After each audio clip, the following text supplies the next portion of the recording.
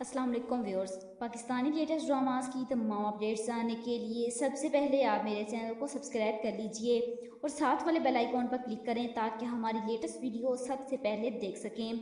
Drama serial बला की next episode में आप लोग देखेंगे कि तैमूर अपने ट्रांसफ़र होने के बाद कुछ अरसे के लिए बाहर जा रहा है और जाने से पहले वो अपनी माँ को मिलता है, जिस पर वो उसे गले लगा कर अल्लाह के सुपुर्द कर देती है।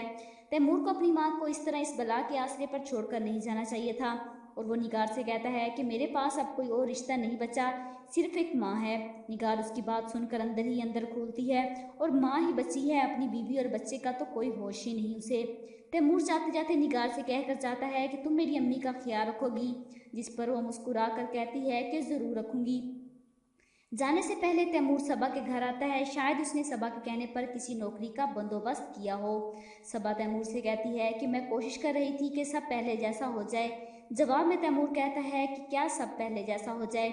निगार का बाप उसे मिलने उसके घर आता है, जिस पर वो अपना दिमागी तवाज़ुन खोकर बैठी। शम्मा बेगम, जिसने कभी अपने जेठ के सामने अपना दुपट्टा सर से उतरने नहीं दिया, आज नंगे सर अपने जेठ को हाथ हिलाकर बच्चों की तरह बाय बाय करती है। वो ये सब जाकर जुनेद से कहती है कि इंसान जब सांप बन जाए तो अपने पराई की तफरीक ख़त्म हो जाती है। जवाब में जुनेद कहता है कि जिनके अपने ही उन्हें बर्बाद कर दें वो ना तो खुश हो सकते हैं और ना ही आबाद। जुनेद अपनी चच्ची की हालत का सुनकर उनसे मिलने जाता है। वो खुद को उनका कसूरवार समझता है। तैमूर के जाने के फ़ौरन बाद उसने अपनी सास पर जुल्म सितम के पहाड़ तोड़ने शुरू कर दिए। वो उनके पागलपन से फ़ायदा उठाकर उनका गला दबाने की कोशिश करती है कि सिर्फ तेरी वजह से ही आज तैमूर के साथ बाहर नहीं गई और तेरी वजह से ही तैमूर अपना ट्रांसफ़र दोबारा पाकिस्तान में कराएगा और तुम मर ही क्यों नहीं जाती।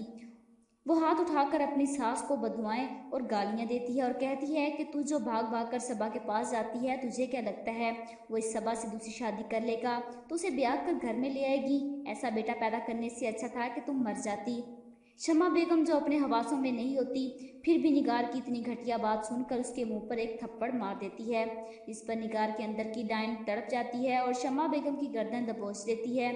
और तेरी इतनी हिम्मत कि तू मुझ पर हाथ उठाए, तड़पा तड़पा कर मारूंगी तुझे, मैं जान से मार दूंगी। शम्मा बेगम उसके खौफ से घर से भाग जाती है और सबा के घर आकर उन्हें बताती है कि वो मुझे मार देगी।